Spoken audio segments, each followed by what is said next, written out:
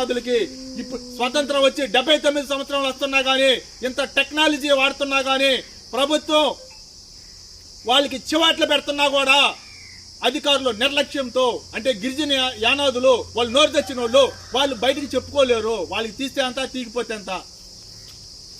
అనే ఒక నిర్లక్ష్యం ద్వారంతో ఈ పాప వెంగమ్మ సాక్ష్యం ఇదో మీ కళ్ళ కట్టినట్టు చూపిస్తున్నా నేను. చూడండి,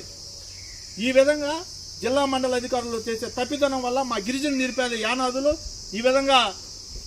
ప్రభుత్వ పథకాలు అందుకోలేక తీవ్రంగా నష్టపోతున్నారు. దయచేసి ప్రభుత్వం మండల అధికారుల పైన చర్యలు తీసుకోవాలి. ఆయా గిరిజన యానాదులు ఉంటున్న సంఘాలు కాలనీలు సర్వే చేయించి కరెక్ట్గా, అంటే గిరిజన నిరుపేద యానాదులకు సంబంధించిన అధికారులు మండలంలో ఉంటారు కాబట్టి ఆ మండలంలో పనిచేయని వారిని ఇమీడియట్గా సస్పెండ్ డిస్పెండ్ చేసి వాళ్ళ కుర్చీలకి వేరే ఉన్నత స్థాయి అధికారులను పెట్టడం, లేదా గిరిజన నిరుపేద యానాదుల మీద జాలి దయ ఉన్న అధికారులను వేసి